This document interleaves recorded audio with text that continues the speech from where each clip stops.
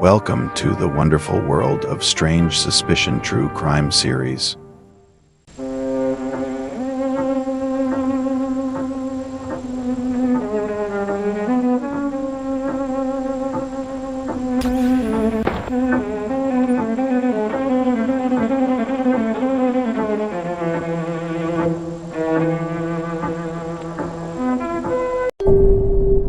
Under the cover of a normal life hid the face of an actual monster, John Wayne Gacy, a name that strikes fear into anyone who knows the story. This is the twisted tale of a man who later became known as the Killer Clown. Clowning has taken a bad name because of what they've used in my case. John Wayne Gacy was born in 1942 in Chicago, Illinois. On the surface, he was a well-liked member of his community. He ran a successful construction business, and he attended church. He was even active in local politics. I'm a power person. I enjoy power. Nobody else had to get the pull off that I pulled off. But beneath that smiling exterior lurked one of the most terrifying serial killers in American history. What made him even more terrifying was the way he lived a double life. By day, he performed at children's parties as Pogo the Clown. I could put on clown makeup and I was relaxed. And I enjoyed doing it. It was only twice a month that we would visit different hospitals and entertain the children there.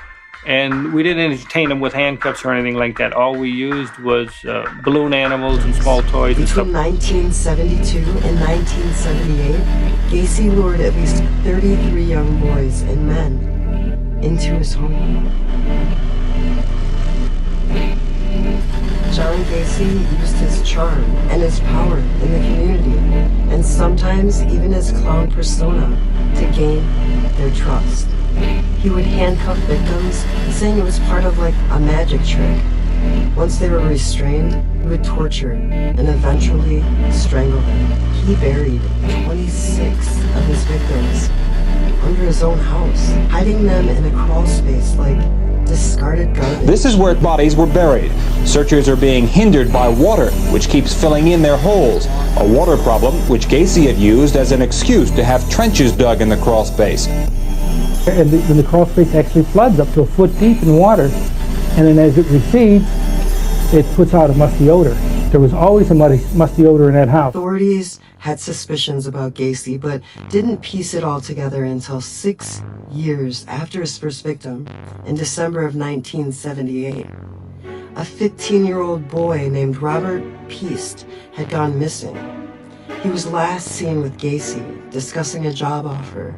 Eventually, this missing persons investigation led police to investigate John Wayne Gacy further. And eventually, they uncovered the bodies under his home. Gacy was arrested, and during his trial, he claimed he had multiple personalities, and that some of these personalities loved to kill. Any standards, Gacy is insane. He sleeps with corpses in a house where bodies have been buried for years. Can that be normal? What kind of a mind is that? The defense will show Gacy is deeply ill. But no one was buying it. In 1980, he was convicted of all 33 murders and sentenced to death. In the final moments of John Wayne Gacy's life, the weight of his horrific crimes finally caught up with him.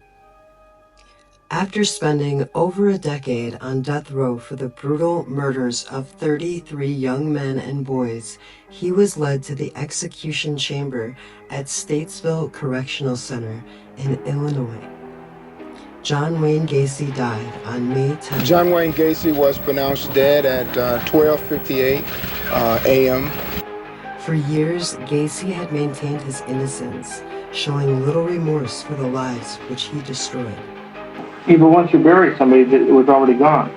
There was no feeling. To bomb and tank, for the most part, even like today, I don't believe I killed anybody. But yet I know I did. Now he would face the ultimate judgment. As he was strapped to the gurney, the reality of his fate set in. But Gacy's arrogance never wavered. Calm and with an air of defiance, he waited for the injection to begin. Even in his final moments, Gacy showed no regret or apology for the pain he had caused. When asked for his last words, Gacy reportedly muttered the chilling statement, "Kiss my ass." A final act of defiance from a man who had terrorized so many. As the lethal injection was administered, silence filled the chamber. Gacy's body gradually succumbed to the drugs coursing through his veins. And after what had seemed like an eternity to those watching, he was pronounced dead. This was the end of John Wayne Gacy. He got a much easier death than any of his victims. In my opinion, he got an easier death than he deserved. However, this did not bring closure to everyone.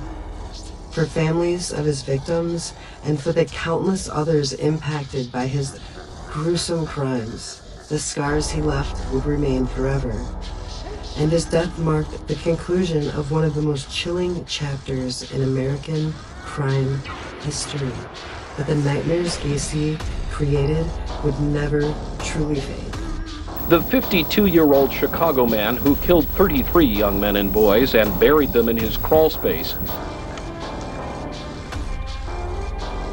Still more bodies unearthed this afternoon, Terry, from the home of a Northwest suburban contractor. A stopgap solution. Soldier Field will get a temporary facelift.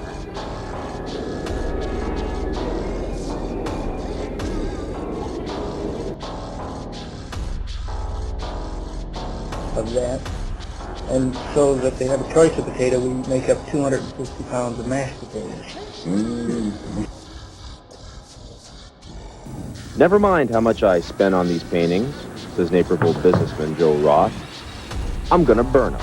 Clowns, devils, gods, all created by the hand of John Wayne Gacy. You look at the picture and you see fright. Roth is gonna see to it that his paintings follow.